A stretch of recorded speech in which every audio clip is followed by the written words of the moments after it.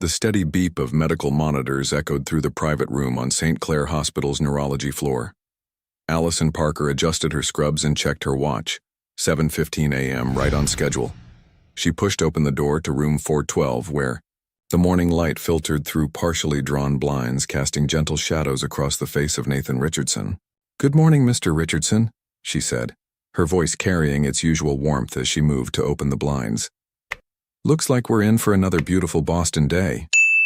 The cherry blossoms are starting to bloom in the garden downstairs. I think you'd love them." 6 months. For 6 months, she'd started every morning shift exactly this way, talking to the comatose CEO as if he could hear every word. Her colleagues had initially given her odd looks, but they'd grown used to it. Some even claimed that Nathan's vital signs seemed more stable during her shifts, though Allison tried not to read too much into that. She began her morning routine, checking his IV lines and monitors while updating him on the hospital gossip. "You wouldn't believe what happened in the cafeteria yesterday. Remember that grumpy old coffee machine I'm always complaining about? Well, it finally gave up the ghost, right in the middle of the morning rush." Allison moved to check his temperature, her fingers gentle against his wrist. "The administration says we're getting a new one next week, but knowing how things work around here, we'll probably be caffeine deprived until Christmas." Something about Nathan Richardson's case had captured her attention from day one. Maybe it was the mysterious circumstances of his accident, a successful CEO's car somehow veering off a clear road on a sunny day. Or perhaps it was the parade of expensive suits that filed through his room daily, more concerned with papers and signatures than the man lying in the bed. "Your brother Lucas stopped by again yesterday," she continued, recording Nathan's vital signs in his chart. "He seemed preoccupied. Kept asking about your condition, whether there had been any changes." She paused, remembering the cold efficiency in Lucas Richardson's eyes. "I don't mean to overstep, but something about him always feels off."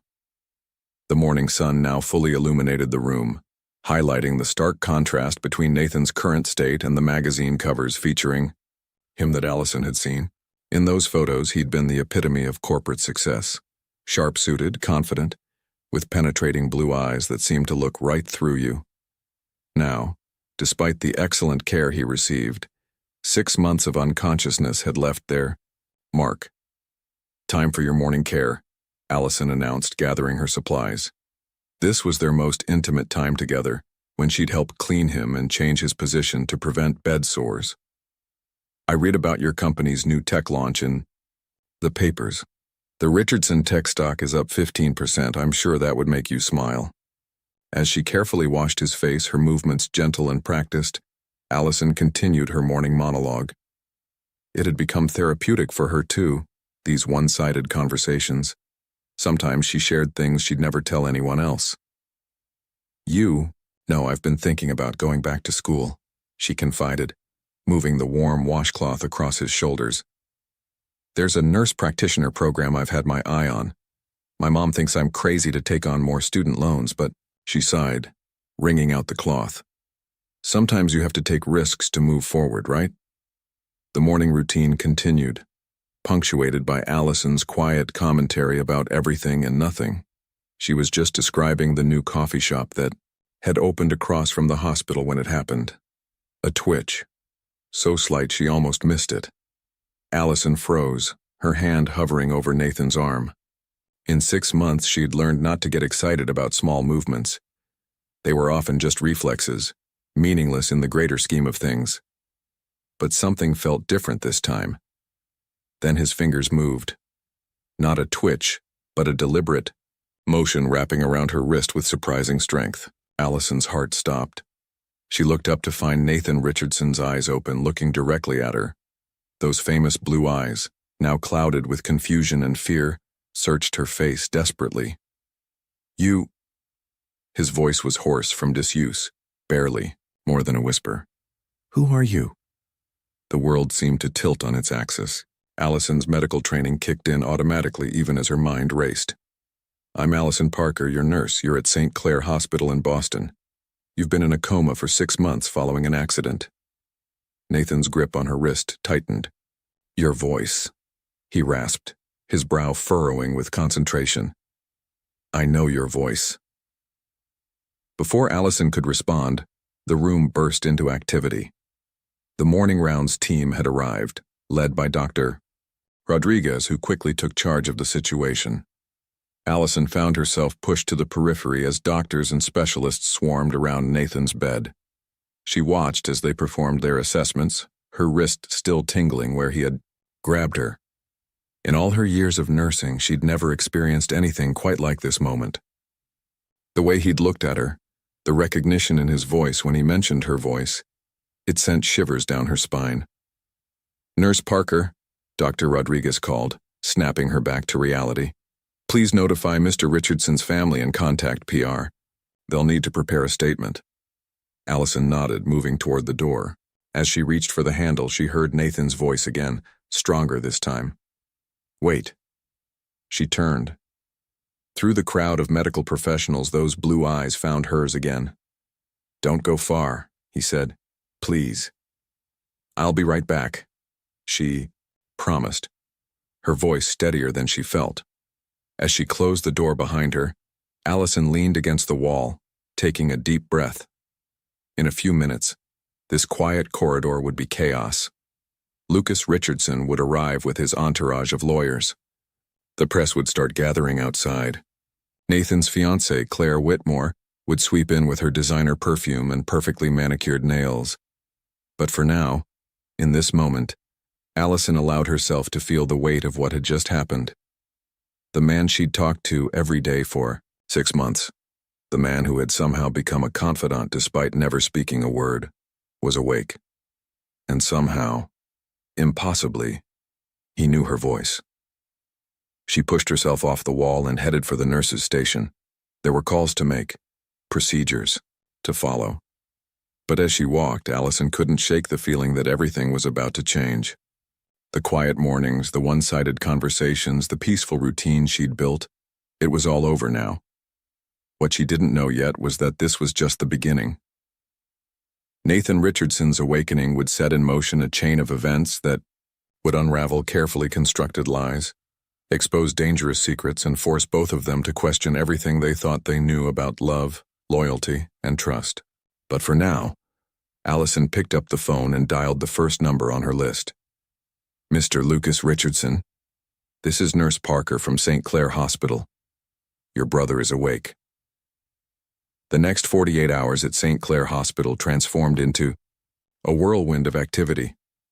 Nathan Richardson's private room, once a quiet sanctuary, now buzzed with an endless parade of doctors, specialists, and family members. Allison watched it all unfold from the periphery, maintaining her professional distance while something tugged at her heart every time Nathan's searching eyes found hers across the room. "His cognitive functions appear remarkably intact," Dr. Rodriguez explained to the assembled group of Richardson family members. "However, there are significant gaps in his memory, particularly surrounding recent events and personal relationships." Lucas Richardson, impeccable in his tailored suit, leaned forward in his chair. "What exactly does that mean, Doctor? What does he remember?" Allison, standing by the door with Nathan's chart, noticed the sharp edge in Lucas's voice. His perfectly composed expression couldn't quite hide the calculation behind his eyes. He retains most of his general knowledge, language, basic facts, how to use everyday objects. But personal memories, especially from the past few years, are fragmented or missing entirely. Dr. Rodriguez paused, glancing at his patient. "Mr. Richardson, would you like to explain what you're experiencing?" Nathan shifted in his hospital bed, his movements still careful and measured after days of physical therapy. "It's like looking at a photo album where half the pictures have been torn out. I know I'm Nathan Richardson. I know I run Richardson Tech. But the details—" He shook his head, frustration evident in the set of his jaw. "They slip away when I try to grab them." "And what about me, darling?" Claire Whitmore stepped forward, her designer heels clicking against the floor. She perched on the edge of Nathan's bed, reaching for his hand. "Surely you remember us." Allison couldn't help but notice how Nathan's fingers remained limp in Claire's perfectly manicured grip. His eyes flickered briefly to Allison before returning to his fiancée's face. "I'm sorry," he said quietly. "They tell me we're engaged, but I don't remember." Claire's carefully applied makeup couldn't hide her flinch. She withdrew her hand, smoothing invisible wrinkles from her silk blouse. "The doctor said this might happen. It's temporary, of course. Once you're home, surrounded by familiar things." "Actually," Dr. Rodriguez interjected, "I'd recommend against rushing Mr. Richardson's discharge. While his physical recovery is progressing well, the psychological impact of memory loss can be severe. He needs time to adjust in a controlled environment." Lucas stood abruptly. "Time isn't a luxury we have, doctor. The board is getting restless. Without Nathan at the helm, our competitors are circling like sharks." He turned to his brother. "You need to come home, get back to your life. It's the fastest way to recover your memories." Nathan's heart rate monitor picked up slightly, a detail only Allison noticed from her position by the vital signs display. She'd learned to read those numbers like a second language over the past 6 months. "I think," Nathan said slowly, "I'd prefer to follow Dr. Rodriguez's recommendation." His voice grew stronger as he continued. "Everything feels overwhelming right now. The only thing that seems real is—" He stopped abruptly, his eyes darting to Allison again. Claire noticed the look. Her perfectly plucked eyebrows drew together as she studied the nurse who had been hovering quietly in the background. "Have we met before? You seem familiar with my fiancé's case." "Nurse Parker has been Mr. Richardson's primary care nurse throughout his coma," Dr. Rodriguez explained. "She's been instrumental in his care." "Really?" Claire's tone carried a hint of frost. "How dedicated of you." Before Allison could respond, Nathan spoke up. "She talked to me." Everyone turned to look at him. "During the coma, I couldn't move or respond, but I heard her voice. Every day. It was like a lifeline in the darkness." The room fell silent. Claire's expression hardened almost imperceptibly, while Lucas studied Allison with new interest. She fought the urge to shrink under their scrutiny, keeping her professional mask firmly in place. "That's actually quite common," Dr. Rodriguez said, breaking the tension. "Many coma patients report awareness of their environment, particularly voices. It's one reason we encourage family and staff to speak to unconscious patients." "How fascinating," Lucas said smoothly. "We're all very grateful for your dedication, Nurse Parker. Now about the discharge planning." The meeting continued, but Allison's attention kept drifting to Nathan. He looked exhausted, overwhelmed by the competing demands of the people around him.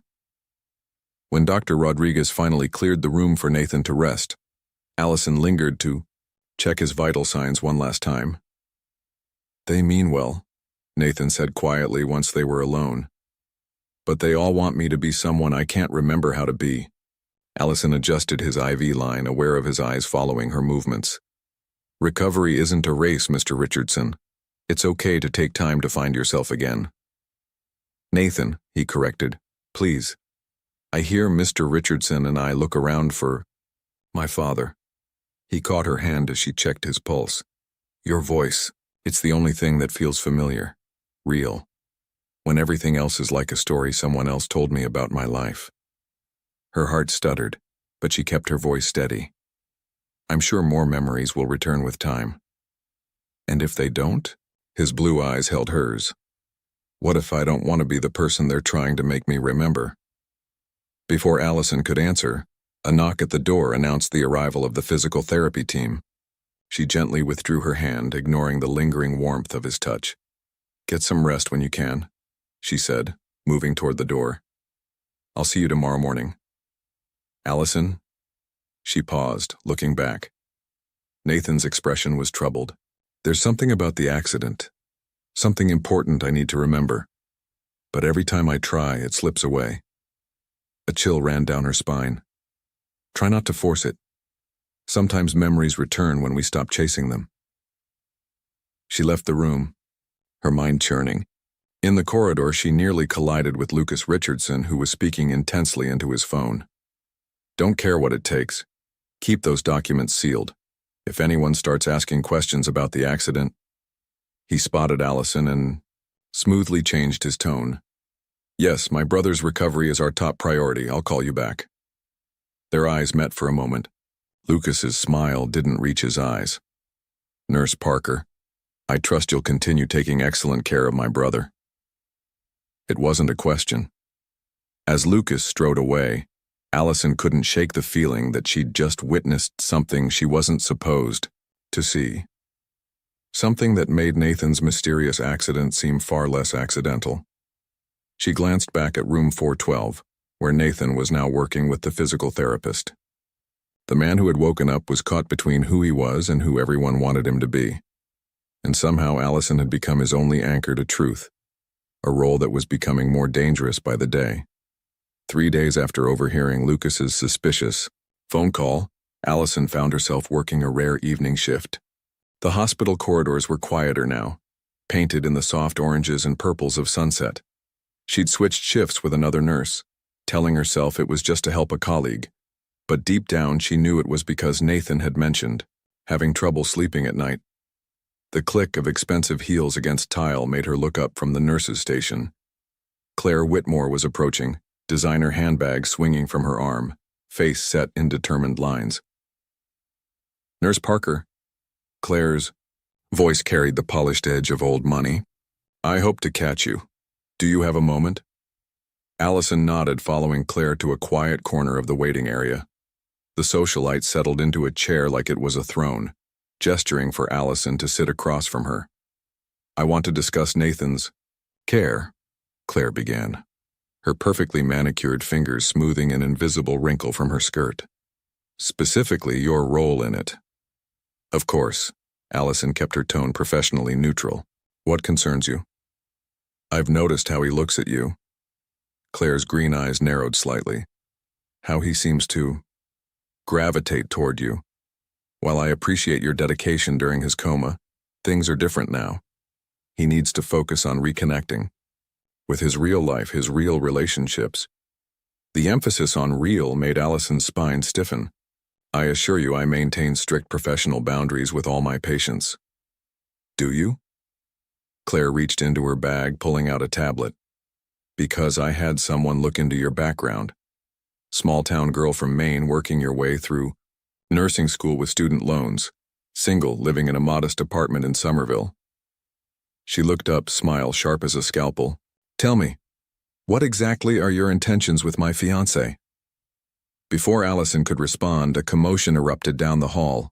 Raised voices and the sound of something crashing had both women on their feet.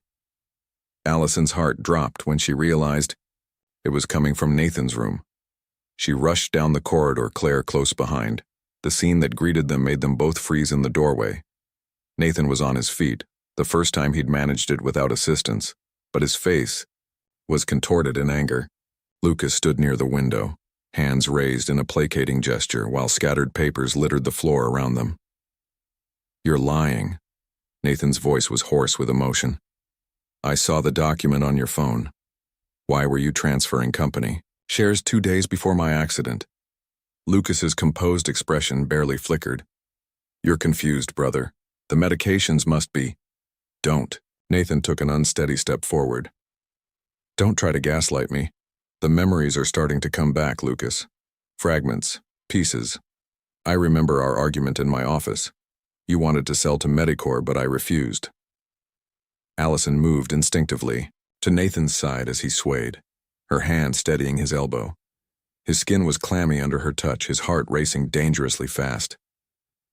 Mr. Richardson, you need to sit down, she said firmly. Your blood pressure. Listen to the nurse, Nathan. Lucas's voice was smooth as silk.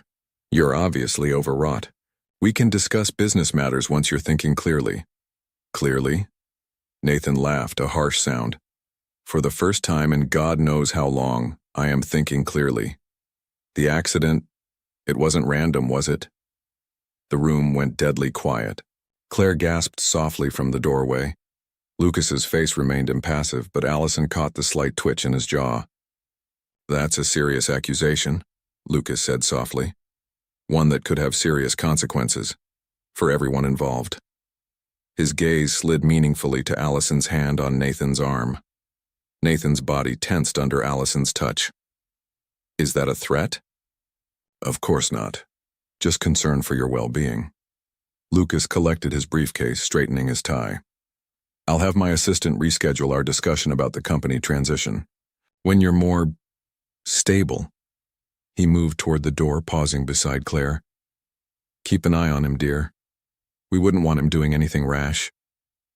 After Lucas left, Claire hurried to Nathan's side, trying to take over Allison's position, supporting. Darling, you're shaking. Let me call Dr. Rodriguez. No. Nathan shrugged away from Claire's touch but kept his grip on Allison's arm. He looked at Allison, his eyes fever bright. I need to tell you something, both of you, about the night of the accident. Allison helped him back to bed, her nurse's training warring with her burning curiosity. Your vital signs are elevated. You should rest. Please. He caught her hand. Before I lose it again, the memories, they slip away like smoke. Claire perched on the edge of the bed, her earlier hostility toward Allison temporarily forgotten, in the face of Nathan's distress. What do you remember, darling? A file. Nathan's brow furrowed with concentration. In my office at home. Evidence of something. Something big. Lucas was trying to push through a merger behind my back. I confronted him, threatened to expose him to the board. He pressed his free hand to his temple. I was driving to meet someone. A journalist, I think. Then, headlights in my rearview mirror. Too close. Too fast. Nathan. Claire's face had gone pale. Are you saying Lucas tried to? I don't know. Nathan's grip on Allison's hand tightened. But I know I need to find that file. It's still in my home office. Has to be. You can't go home yet, Allison protested. Medically, you're not ready. Then you'll have to go for me. His blue eyes locked onto hers with an intensity that made her breath catch. Both of you. Claire knows the house, knows where I keep important documents, and you. He swallowed hard. You're the only person I trust completely right now. I don't know why, but I do. Claire's expression flickered between hurt and resignation. Nathan, you can't ask us to. Please. His voice cracked. If I'm right about Lucas, none of us are safe until we find that file. Allison looked between Nathan and Claire, her mind racing. Everything in her professional training screamed that this was crossing a line. But the fear in Nathan's eyes, the tremor in his voice, this was real. If we do this, she said slowly, we do it carefully. No risks, no heroics. We get in, find the file, get out. Claire stood, smoothing her dress with shaking hands. I have a key to the house, and I know the security codes. She gave Allison a look that mixed determination with lingering suspicion. Tomorrow night, Lucas has a board dinner he can't miss. Allison nodded, her heart pounding with the weight of what they were agreeing to. As a nurse, she'd sworn to protect her patients. She'd just never imagined that oath might lead her to breaking and entering. Nathan relaxed slightly, though his grip on her hand remained firm. Be careful, he murmured. If anything happened to either of you because of me, nothing will happen, Claire said with more confidence than she probably felt. We'll find the file, and then we'll prove what Lucas did. But as Allison finally extracted her hand from Nathan's grasp and went to document his vital signs, she couldn't shake the feeling that they were stepping into something much darker and more dangerous than any of them realized. The simple story of a nurse and her coma patient had twisted into something else entirely, a tale of betrayal, corporate intrigue, and attempted murder. And somewhere in the gathering darkness, Lucas Richardson was making phone calls of his own. The Richardson mansion loomed before them, a massive colonial revival silhouetted against the darkening Boston sky. Allison sat in Claire's Mercedes, parked a discreet distance down the private drive, her heart hammering against her ribs. The elegant nurse's watch on her wrist, a graduation gift from her mother, showed 7:45 p.m. Lucas's board dinner had started 15 minutes ago across town. Second thoughts. Claire's voice carried a hint of challenge as she killed the engine. Allison squared her shoulders. No. You're sure about the security system? I lived here for 8 months before. Claire's perfectly painted lips pressed together. Before the accident, I know every code, every camera blind spot. She pulled a small keycard from her designer clutch. Ready? They moved silently across the manicured lawn, keeping to the shadows. Claire's stilettos had been replaced with designer flats. Practical, but still probably worth more than Allison's monthly rent. The contrast between them couldn't have been starker. Claire in her tailored Chanel suit, Allison in simple dark jeans and a black sweater. At the side entrance, Claire typed in a code with practiced ease. The door clicked open without a sound. Lucas never changed the security protocols, she whispered. Arrogance or oversight, either way it works in our favor. The house's interior was a study in old money and modern technology. Original crown molding framed state-of-the-art smart home displays. Priceless antiques shared space with cutting-edge gadgets. Everything screamed wealth, power, and privilege. Nathan's office is upstairs, Claire murmured, leading the way. We have maybe 45 minutes before the housekeeper finishes in the east wing. They climbed the grand staircase, their footsteps muffled by thick carpet. Allison's mind raced with everything that could go wrong. If they were caught, she'd lose her nursing license at minimum. At worst. Lucas's thinly veiled threats echoed in her memory. The office door was locked, but Claire produced another key. Nathan always kept it old school in here, said he didn't trust smart locks with company secrets. The room beyond was massive, with floor-to-ceiling windows overlooking the Boston skyline. A heavy mahogany desk dominated the space, surrounded by built-in bookshelves. Everything was immaculate, too immaculate. It's been cleaned, Claire said, voicing Allison's thoughts. Recently. Look at the desk. No dust anywhere. They split up, searching methodically. Claire took the desk while Allison examined the bookshelves. Minutes ticked by in tense silence. The drawer's false bottom is empty, Claire reported, frustration evident in her voice. If there was a file here... Wait. Allison's attention caught on something. These books, they're not just for show. They're worn, marked. Nathan actually read them. She pulled out a heavily annotated copy of The Art of War. A folded paper fluttered to the floor. Claire snatched it up, unfolding it carefully. Account, numbers, she breathed. Dates, transfer records, all authorized by Lucas using Nathan's electronic signature. Her green eyes widened. This is it. Proof he was embezzling funds, setting up the merger behind Nathan's back. A floorboard creaked outside the office. Both women froze. Mrs. Whitmore? The housekeeper's voice drifted through the door. Is that you up there? Claire's composure never wavered. Yes, Mrs. Chen, just picking up some things for Nathan. Would you mind bringing up some fresh towels to his room? We're hoping he'll be home soon. Of course, Mrs. Whitmore. They waited, barely breathing, until the footsteps retreated. We need to go, Claire whispered. Now. They made their way back downstairs, every shadow seeming to hide potential discovery. Just as they reached the side door, Claire's phone buzzed. The color drained from her face as she read the message. Lucas, she hissed. He's on his way home. The dinner ended early. Allison's pulse spiked. How long? 15 minutes, maybe less. They burst out into the night air, power walking toward the car.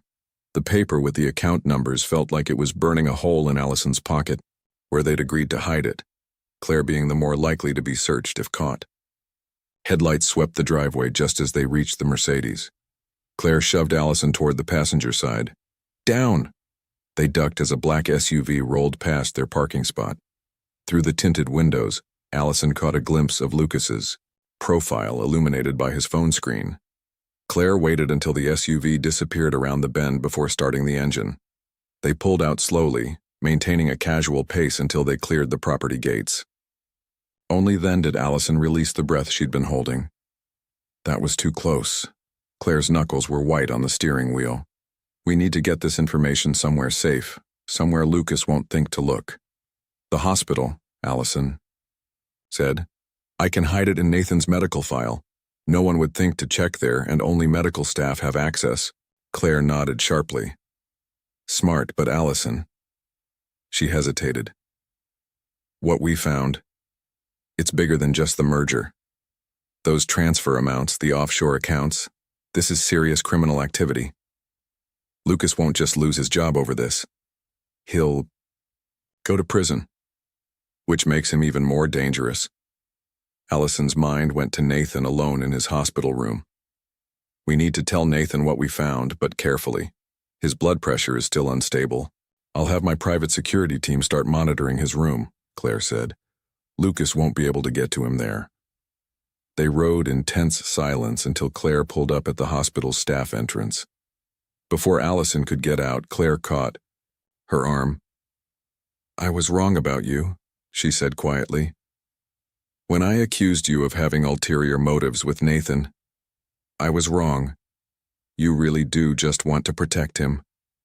Allison met her gaze. We both do. Different ways maybe, but the same goal. He's going to need both of us. What we found tonight, it changes everything. Claire released her arm. Be careful with that evidence. And thank you for helping him when I couldn't. Allison nodded and slipped out of the car, the stolen documents secure in her pocket. As she swiped her badge to enter the hospital, her mind was already racing ahead. They had the proof, but proof was worthless if they couldn't keep it, and themselves, safe long enough to use it. She took the stairs to the neurology floor, not trusting the elevator's cameras. Nathan would still be awake. He always was at this hour, fighting his own battles with fragments of returning memory. She had to tell him what they'd found, had to help him understand the depth of his brother's betrayal. But as she rounded the corner to his room, she stopped dead. The door was open, light spilling into the hallway. And there, sitting casually, by Nathan's bed as if he owned the place, was Lucas Richardson. Allison's nursing instincts kicked in before her fear could paralyze her. She walked into Nathan's room with measured steps, professional mask firmly in place. Good evening, Mr. Richardson. I wasn't expecting visitors at this hour. Lucas turned, his smile not reaching his eyes. Nurse Parker, working late again? Such dedication. Nathan was propped up in bed, his face tight with tension. His eyes met Allison's, and she saw the silent warning there. Somehow he knew. Lucas suspected something. Just finishing up some paperwork, she said smoothly, moving to check Nathan's vitals. Her hand brushed against the pocket containing the damning documents, making sure they hadn't shifted. Interesting. Lucas stood, straightening his already perfect tie. I just had the most peculiar call from our housekeeper. Seems she heard voices in Nathan's office earlier. Could have sworn one sounded like his fiancée. Allison kept her movements steady, recording Nathan's elevated heart rate. I'm sure Ms. Whitmore misses spending time there. Memory is a powerful thing. Indeed it is. Lucas moved to the window, staring out at the Boston skyline. Speaking of memory, Nathan and I were just discussing his recovery, weren't we, brother? Nathan's jaw clenched. Lucas thinks I should transfer to a private facility, one with more restricted access.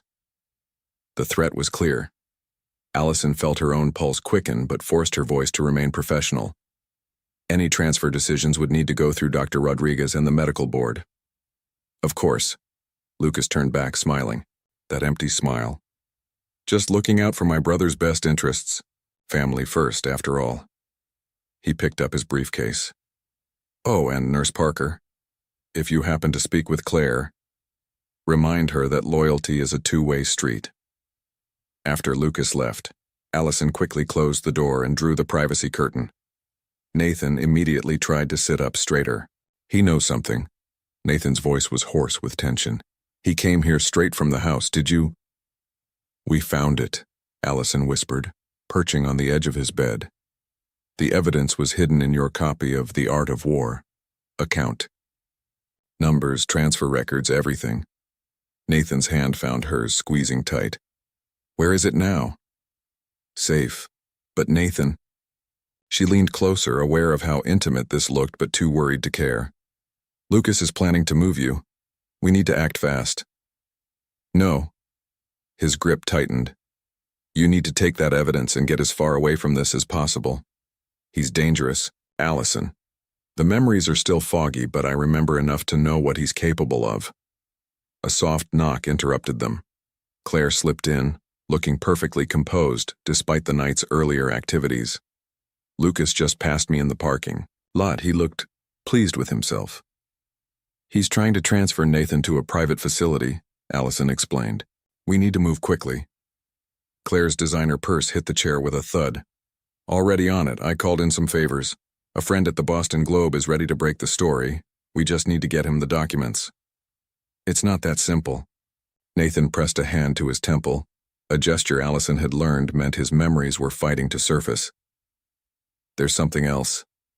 Something about Medicorp. The merger wasn't just about money.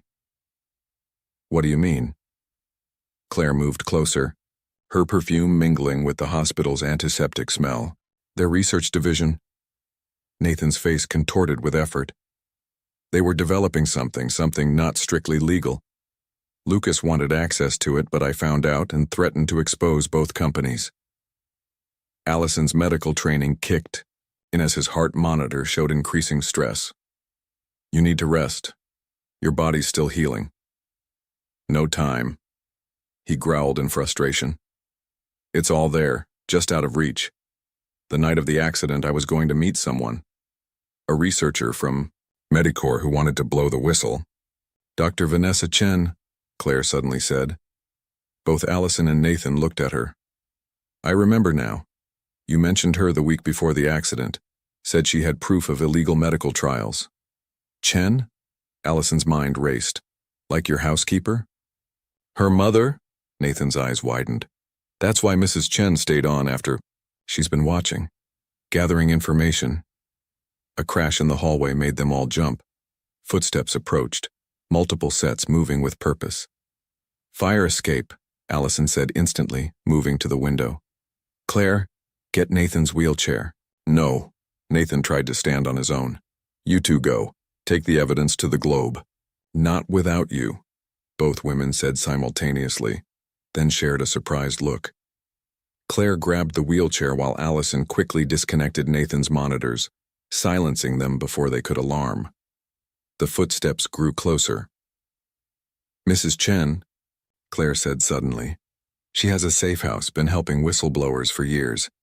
She helped Nathan into the wheelchair, her expensive manicure catching the fluorescent light. The question is, can we trust her?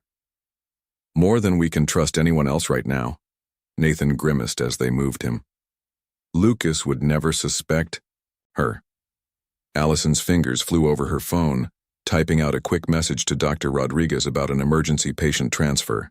Technically true, if not quite in the way he'd assume. We have maybe 2 minutes before they realize something's wrong. The fire escape creaked as they maneuvered Nathan's wheelchair down. Claire's designer clothes were smudged with dirt. Allison's scrubs caught on rusty metal, but neither woman complained. Nathan's face was pale with pain and effort, but his eyes burned with determination. They reached Claire's Mercedes, just as shouts erupted from Nathan's room above. Claire gunned the engine while Allison helped Nathan into the back seat, climbing in beside him to monitor his condition. As they peeled out of the parking lot, Nathan's head rested against Allison's shoulder. Why are you both risking everything for me? Claire met Allison's eyes in the rearview mirror. Something passed between the women. Understanding, respect, shared purpose. Because you'd do the same for us, Claire said simply, taking a sharp turn to avoid a black SUV that had pulled out behind them. Because it's the right thing to do, Allison added, checking Nathan's pulse. Because family isn't about blood, Claire finished, her voice hard. It's about who you choose to protect. Nathan's hand found Allison's in the darkness. Claire's eyes remained steady on the road ahead. And somewhere in Boston, Mrs. Chen was preparing a safe house for 3 fugitives and a stack of documents that could bring down 2 corporate empires. The game had changed. They were no longer playing defense. They were taking the fight to Lucas. But as they sped through the dark Boston streets, Allison couldn't shake the feeling that this was just the beginning of a much deadlier game. Mrs. Chen's safe house turned out to be a modest colonial in Brookline, hidden behind overgrown hedges and weather-worn shutters. The perfect camouflage, Allison thought. Who would look for corporate fugitives in a house that hadn't seen a fresh coat of paint since the 90s? My daughter's research partners used to stay here, Mrs. Chen explained as she ushered them through the back door. Her calm efficiency reminded Allison of veteran nurses during crisis situations. Before the accident, before Medicorps silenced them, the interior was surprisingly well maintained, with modern security systems discreetly integrated into the dated decor. Mrs. Chen led them to a ground-floor bedroom, clearly prepared for their arrival. Medical equipment, including a heart, monitor and oxygen setup, stood ready. "You've been planning this for a while," Nathan observed as Allison helped him transfer from the wheelchair to the bed. The escape and car ride had drained what little strength he'd regained. Mrs. Chen's lined face softened. "Since the night Vanessa called me, terrified, she said she had proof of illegal trials, of people dying. Then, 2 days later, you had your accident and she disappeared." Her eyes grew hard. "A mother knows when her child is in hiding. I've been gathering evidence ever since. And working in my house to watch Lucas," Nathan added, wincing as Allison checked his vital signs. "Your brother is not subtle when he thinks he's among servants." Mrs. Chen's smile was razor sharp. "He makes many interesting phone calls in the garden." Claire paced the room, her designer heels incongruous on the worn hardwood. "We need to contact the Globe reporter tonight. The longer we wait, the more time Lucas has to spin his story," Nathan finished. "He'll paint me as mentally unstable, claim my memory loss makes me unreliable." "He's already started." Mrs. Chen pulled out a tablet showing them a breaking news alert. "Board of Directors calls emergency meeting to discuss Richardson Tech leadership concerns." Allison's hand stilled on Nathan's wrist where she'd been, taking his pulse. "He's making his move. Then we make ours," Claire said firmly. She turned to Mrs. Chen. "You said you have more evidence?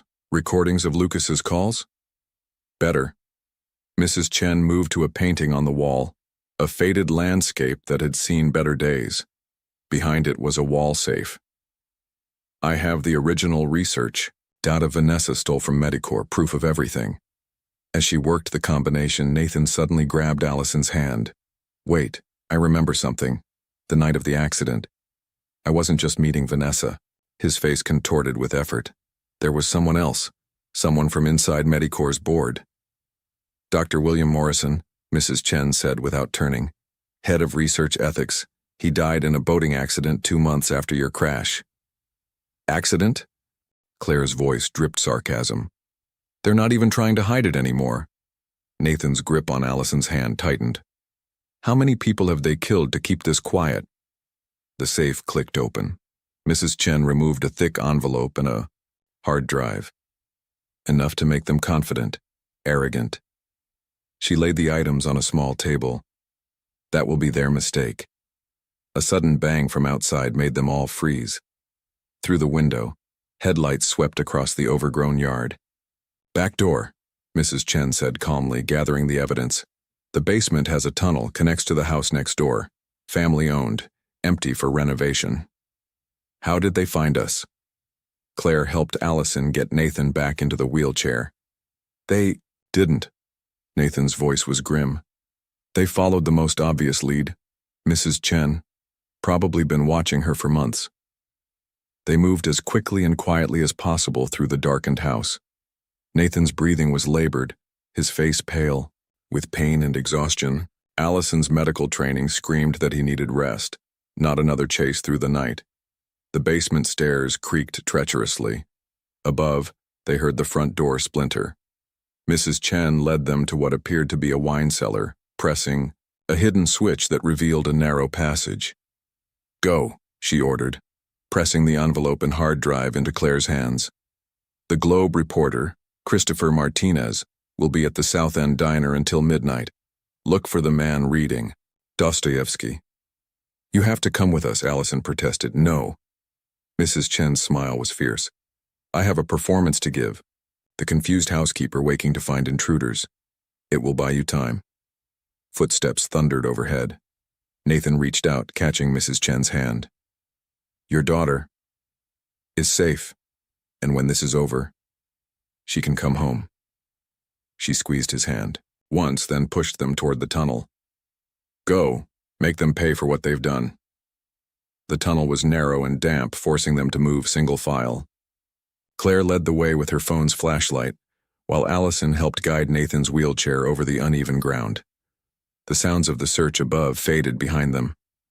She'll be okay, Claire said, though her voice held a tremor. They can't hurt her without raising suspicions. Like they couldn't hurt Dr. Morrison? Nathan's bitter tone echoed in the confined space. We're past the point of them caring about suspicion. They emerged into another basement, this one filled with construction, materials, and drop cloths. Claire helped them navigate through the renovation chaos to a back door that opened into an alley. The diner's 15 blocks south, she said, checking her phone. We have 40 minutes until Martinez leaves. Not by wheelchair, Allison said firmly, noting Nathan's deteriorating condition. He needs a car. A familiar click made them all turn. Lucas stood at the mouth of the alley, gun raised. Two men in dark suits flanked him. Actually, Lucas said pleasantly, what my brother needs is professional care. For his own safety, of course. He gestured to one of his men. Take him, carefully. No. Allison stepped in front of the wheelchair. She felt Claire move to stand beside her. Lucas sighed. Ladies, please. You've had your adventure. But did you really think you could outmaneuver me? I have resources you can't imagine. You have nothing. Nathan's voice carried unexpected strength. The evidence is already gone. Electronic copies sent to multiple sources, dead man's switches. Did you really think Mrs. Chen spent 6 months collecting evidence without a backup plan? Lucas's composure cracked, just for a moment. Uncertainty flickered in his eyes. You're bluffing, he said, but his gun hand wavered slightly. Am I? Nathan smiled grimly. Want to risk it? How many board members would stand with you if even a hint of those trials leaked? How many of your co-conspirators would stay quiet? A siren wailed in the distance, growing closer. Lucas's men shifted uneasily. Boss, one muttered. Police scanners lit up, multiple units responding to a break-in report. Lucas's face hardened. This isn't over. No, Nathan agreed as his brother backed away. It's just beginning.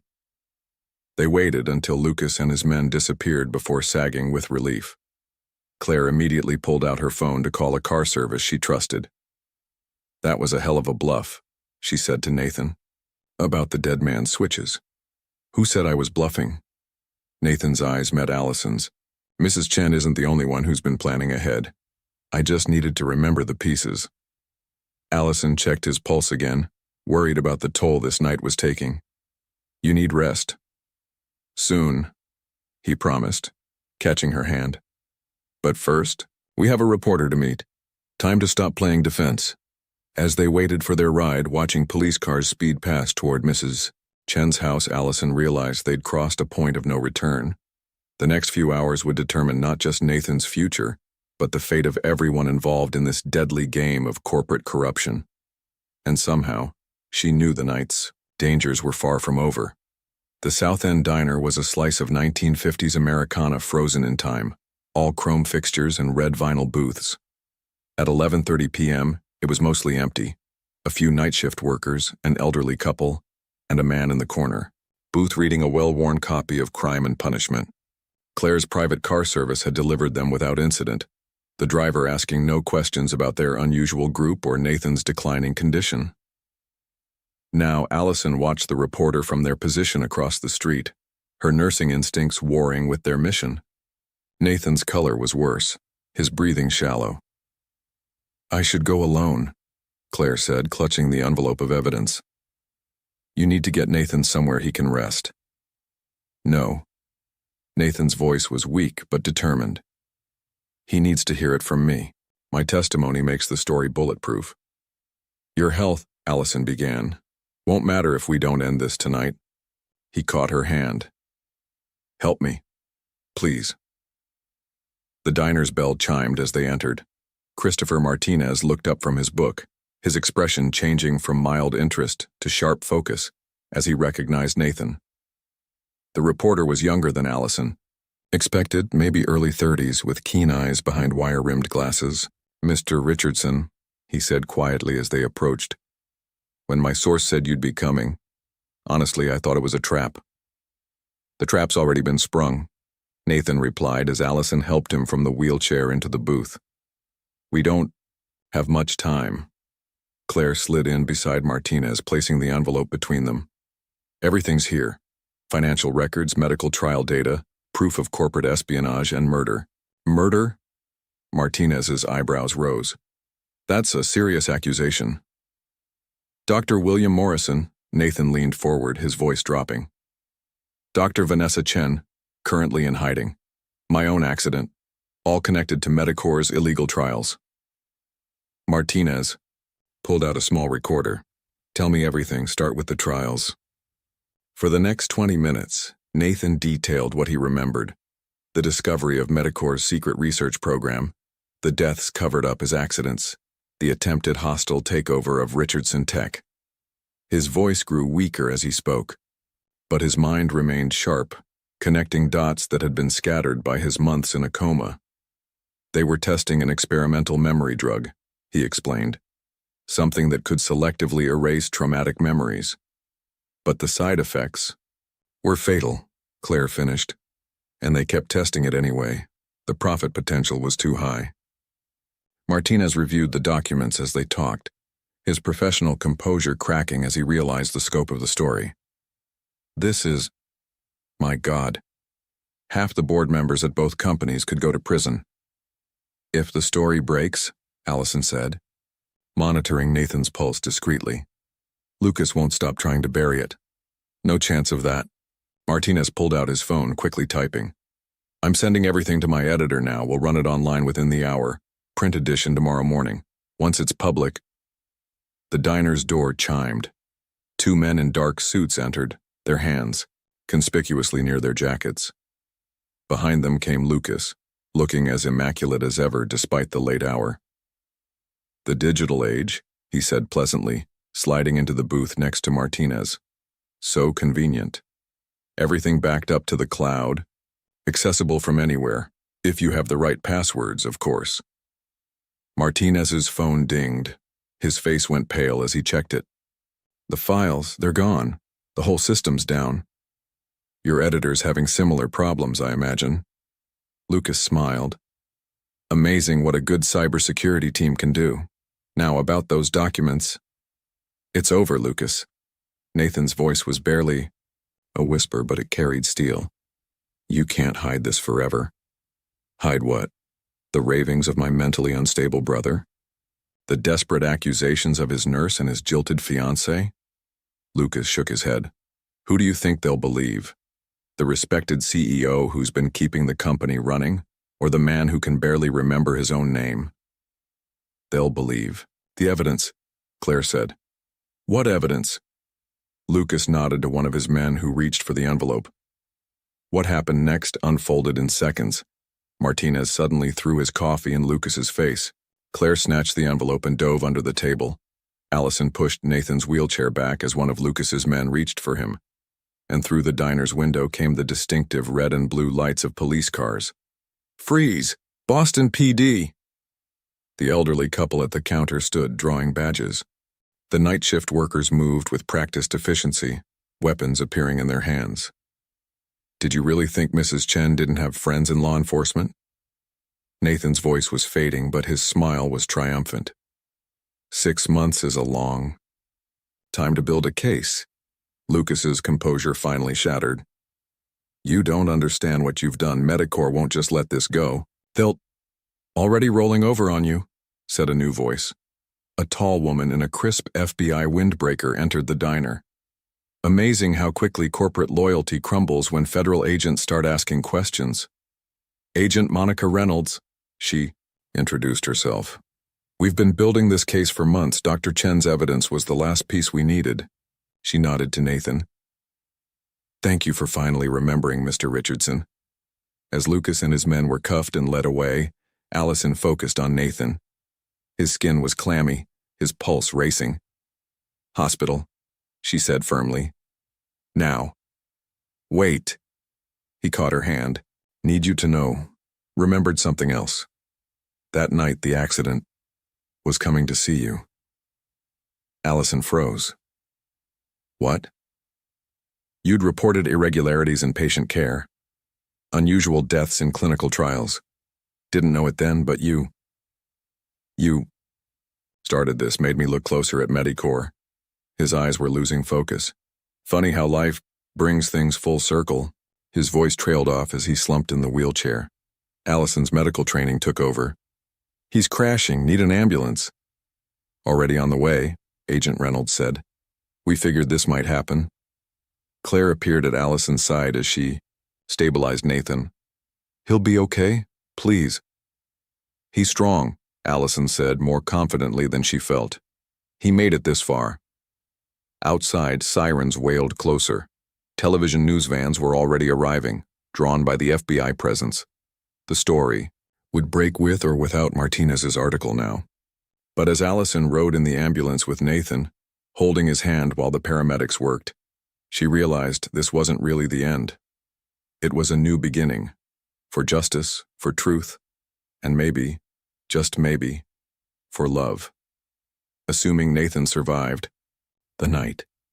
His fingers twitched in hers as the ambulance raced through Boston streets. She leaned close to his ear. Stay with me, she whispered. There's so much more to say. The emergency room at Massachusetts General Hospital erupted into controlled chaos as Nathan's gurney burst through the doors. Dr. Elena Martinez, the attending physician, barked orders while reading Allison's rapid-fire report on his condition. BP's dropping, heart rate erratic, possible neurological complications from overexertion. Allison rattled off, running alongside the gurney. Recent coma patient, 6 months, woke 8 days ago. You're the nurse from St. Clair? Dr. Martinez's sharp eyes took in Allison's disheveled appearance. Why wasn't he transferred properly? Because we were running for our lives, Claire said from behind them, somehow still looking elegant despite the night's events. The FBI can explain everything. As if on cue, Agent Reynolds strode in, flashing her badge at hospital security. This patient needs maximum protection. I want 2 agents outside his room at all times. Dr. Martinez raised an eyebrow but focused on her patient. Get him to CT. I want to check for cerebral edema, and someone page Dr. Harrison from neurology. Allison moved to follow the gurney, but Dr. Martinez stopped her. You're not staff here, I know you care, but she stays, Agent Reynolds interrupted. She's part of the investigation, and frankly, she knows his medical history better than anyone. The doctor hesitated, then nodded sharply. Fine. But stay out of the way unless I ask for input. The next few hours passed in a blur of tests, medical jargon, and tense waiting. Claire worked her phone continuously, coordinating with lawyers and PR teams as the story of Lucas's arrest hit the news. Agent Reynolds conducted quiet interviews with hospital security, setting up protection protocols. Allison stayed close to Nathan's room, her mind spinning between professional assessment of his condition and personal terror at possibly losing him. Around 4 a.m., Dr. Martinez finally emerged from a consultation with the neurology team. The good news is there's no bleeding in his brain, she announced to the anxious group. The bad news is his body's showing signs of severe stress. The next 24 hours are critical. But he'll recover? Claire's voice held an edge of desperation. If he makes it through the night, his chances are good. Dr. Martinez's expression softened slightly. He's fighting hard. Agent Reynolds pulled them aside as the doctor left. We need to discuss protection details. Medicorps' board is imploding, but several key players are still unaccounted for. Until we round everyone up. A commotion at the nurses' station interrupted her. Mrs. Chen had arrived, escorted by 2 FBI agents. Her usually immaculate housekeeper's uniform was wrinkled, but she held herself with dignity. My daughter is safe, she announced without preamble. Your agents found her. She's on her way to give her testimony. Claire sagged with relief. Thank God. With her testimony and the evidence, most of Medicorp's board is already cooperating, Agent Reynolds confirmed. Trying to make deals. Lucas isn't saying much, but he doesn't have to. We've got him. Allison barely registered their conversation, her attention drawn to the monitors in Nathan's room. Something was wrong.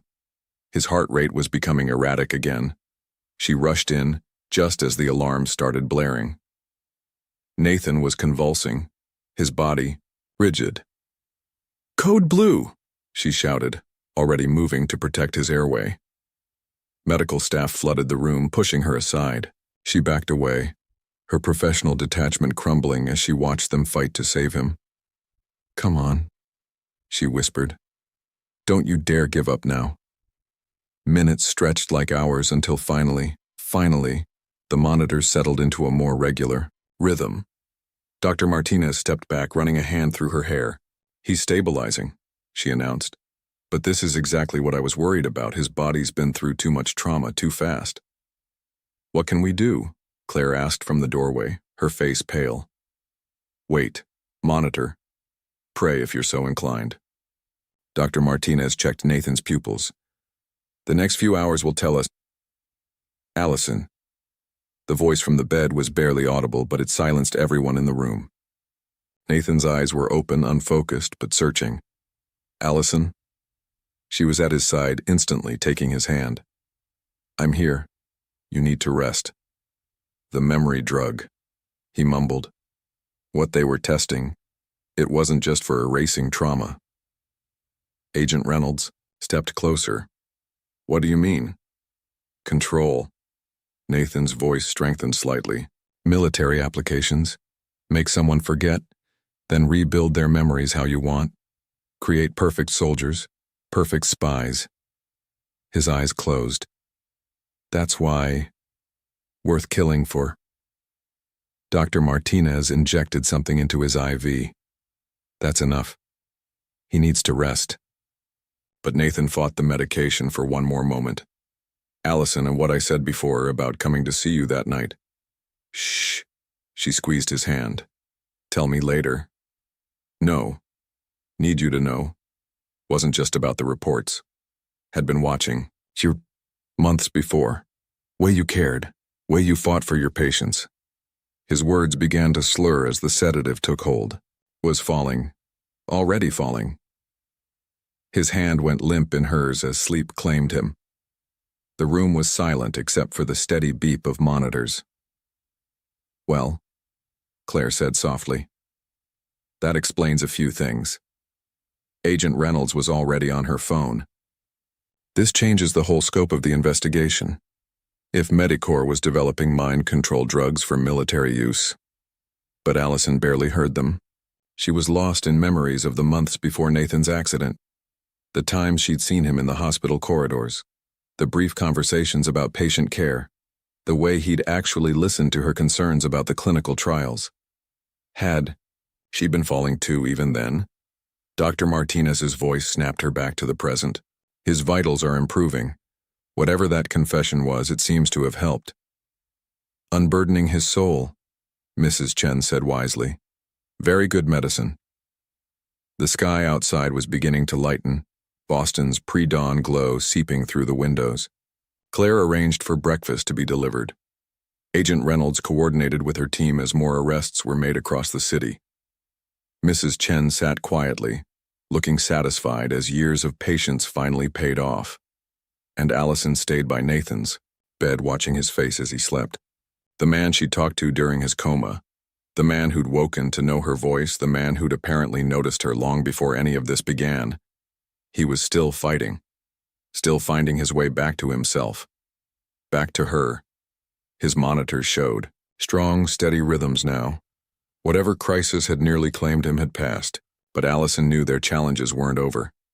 There would be trials, testimonies, a long road of recovery ahead. She touched his cheek gently. Rest now, she whispered. I'll be here when you wake up. We have all the time in the world to figure this out. Outside the hospital windows, the sun began to rise over Boston Harbor, painting the sky in shades of hope. 2 weeks after the night that brought down Medicorps, Nathan sat in the hospital's solarium, sunlight streaming through the glass ceiling. His physical strength was returning steadily, but it was the clarity in his eyes that struck Allison as she approached with his afternoon medications. "The doctors say your latest scans look good," she said, setting the paper cup of pills beside his water. "No sign of lasting neurological damage." "Thanks to you." He caught her hand before she could step back. "Dr. Martinez told me if you hadn't recognized the symptoms that night in the diner, the seizure might have caused permanent damage." Allison tried to maintain professional distance, despite the warmth of his touch. The past 2 weeks had been a delicate dance between her role as his nurse and whatever else was developing between them. "The FBI finished interviewing Dr. Chen this morning," she said, changing the subject. "Claire said the prosecution has everything they need for the trials." Nathan's thumb traced circles on her palm. Vanessa's testimony about the memory drug experiments was the final nail. "Did you know they tested it on homeless veterans, people no one would miss?" I suspected something was wrong. Allison finally let herself sit in the chair beside him. "The patients coming through the clinical trials, their symptoms didn't match what we were told to expect. And then they'd disappear, listed as transferred, but with no destination records. That's what caught my attention too. Well, that and the way you fought to investigate." His eyes held hers. "I remember more about that time now. How you wouldn't let it go even when administration tried to shut you down." A comfortable silence fell between them, broken only by distant hospital sounds and the gentle hum of the solarium's climate control. Outside, Boston's skyline stretched toward a cloudless October sky. "Claire's taking over as interim CEO," Nathan said finally. "The board approved it this morning. She'll keep things running until I'm ready to return. If I return."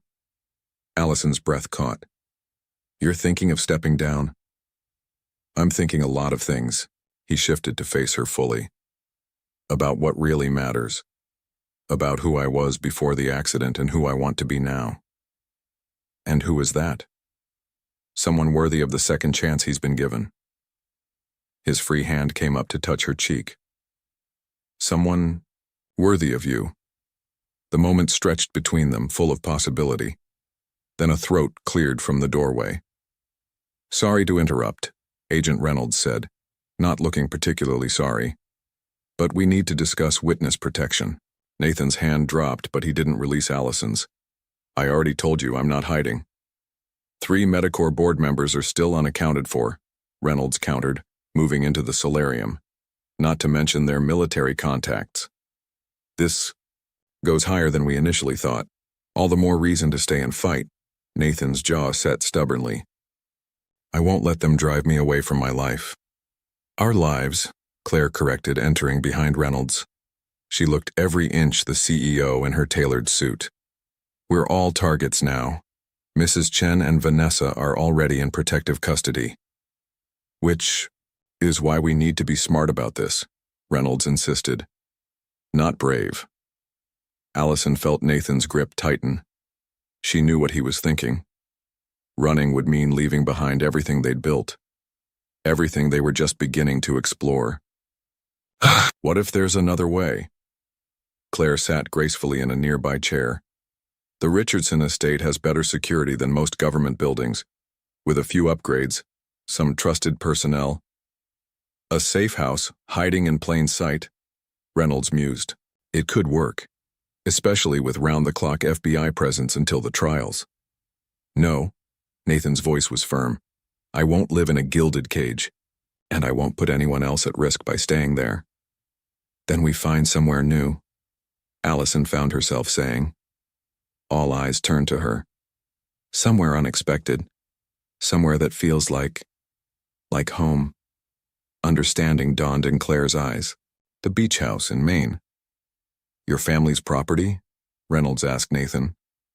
"My mother's," he corrected. "Before she died. It's not in any Richardson tech records. Lucas doesn't even know about it." His expression softened as he looked at Allison. It's where I learned to sail, where I felt most like myself. Isolated enough to secure easily, Reynolds was warming to the idea.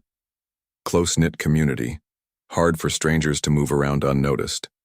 We could have a team there within hours. I'll need to arrange for medical equipment, Allison said, already making mental lists, and coordinate with local healthcare providers. Does this mean you're coming?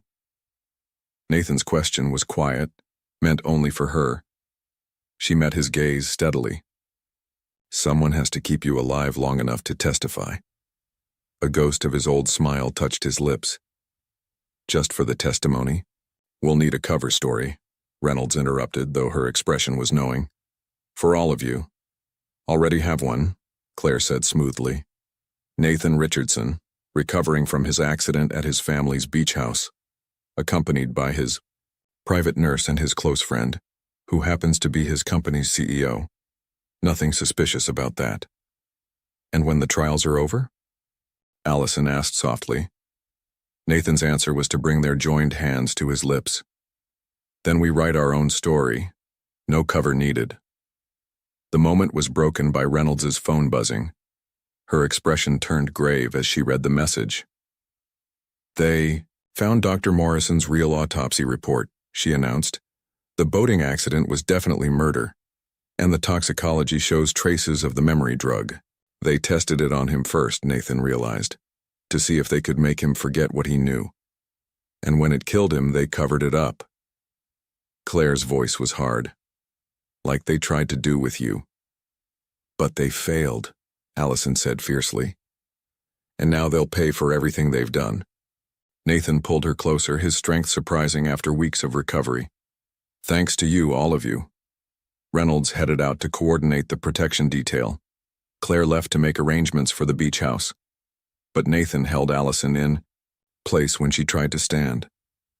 Did I ever tell you what I thought about during the coma? He asked. When I heard your voice?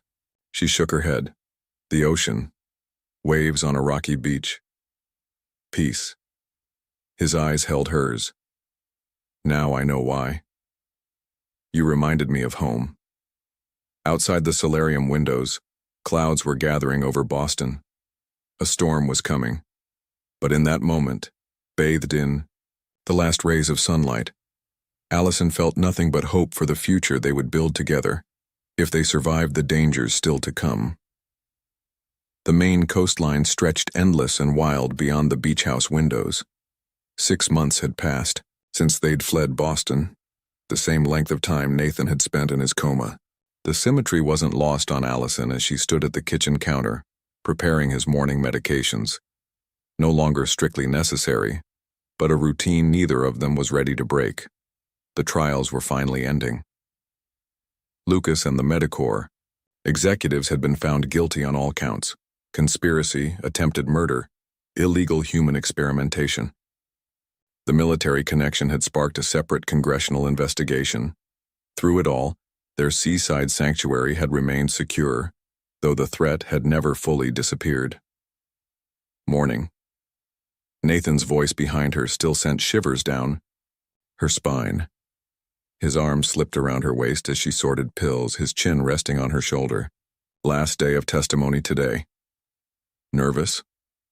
She turned in his embrace, studying his face. The haunted look that had shadowed his eyes for so long was finally fading. Ready? He corrected. Ready for it to be over. Ready to start living again. A knock at the door interrupted them.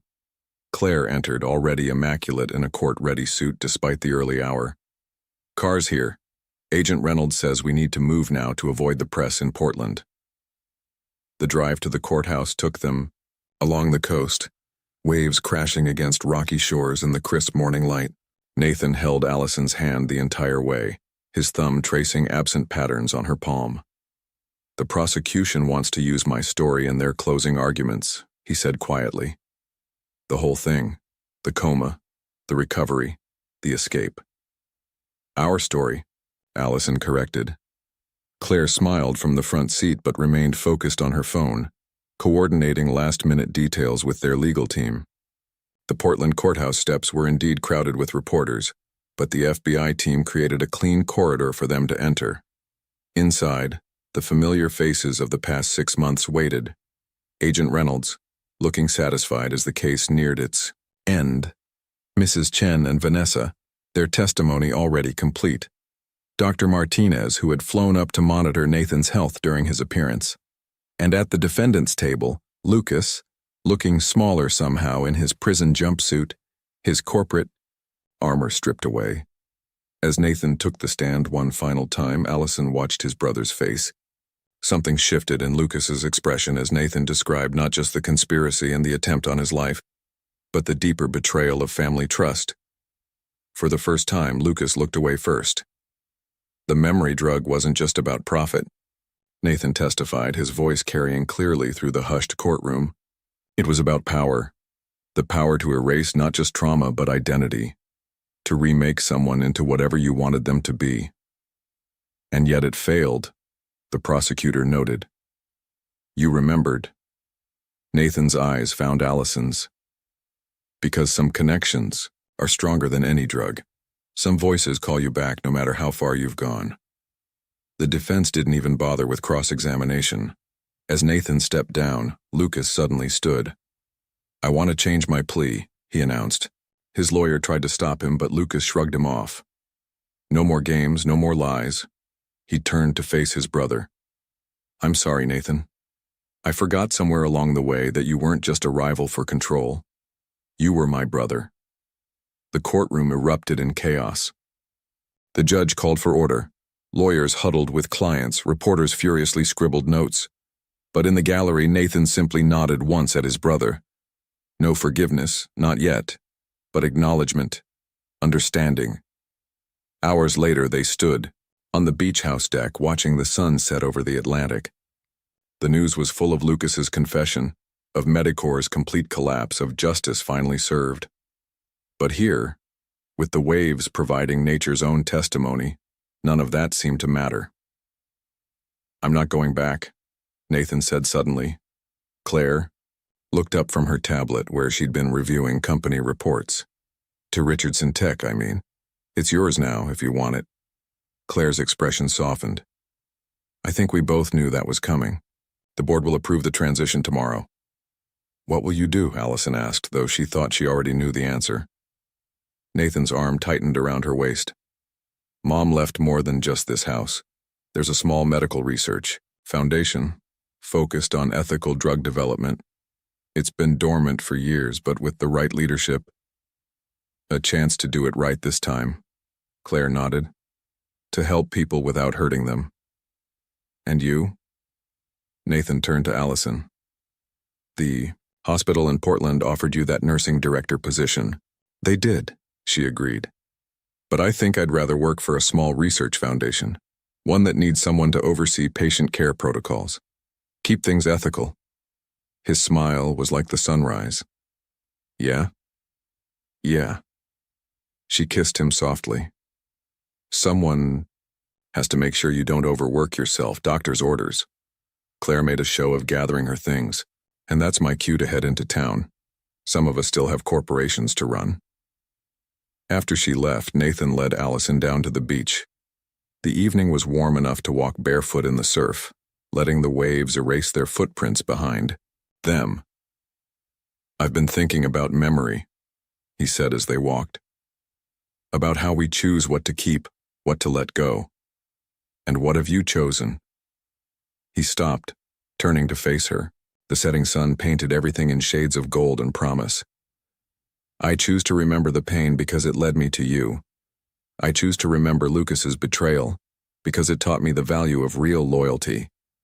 And I choose to remember every moment in that hospital room, every word you spoke to me in the darkness because they became my way home. Allison's eyes filled with tears. And what about the future? What will we remember about that? Nathan reached into his pocket and dropped to one knee in the surf, holding up a ring that caught the last rays of sunlight. Everything, he promised. Every moment, every day, every breath and heartbeat and whispered word. If you'll help me make those memories. Yes, she whispered, pulling him up to kiss him properly. 1,000 times yes. Later, As stars began to appear over the ocean, they sat wrapped in a blanket on the deck. The night was full of possibilities, a foundation to build, lives to save, a love story to continue writing. "Tell me a story," Nathan murmured against her hair, echoing all those moments in the hospital room. Allison smiled. "Once upon a time there was a nurse who talked to a sleeping prince, and he heard every word," Nathan finished, "even in his dreams." The waves kept rolling in, steady as a heartbeat, as constant as love. And in the gathering darkness, two people who had found each other against all odds held on tight, ready to face whatever memories, good or bad, tomorrow might bring, together, always together. If you were in Nathan's position, waking up to a life you barely remember, would you fight to reclaim your old identity, or embrace the chance to build something new with someone who saw the real you? What would you choose, and why? Your participation in the channel is very important. Please leave your opinion in the comments. Thank you for watching. If you enjoyed the story, please subscribe to our channel and leave a comment below, letting us know what you thought. Your feedback and support mean a lot to us. Stay tuned for more exciting stories.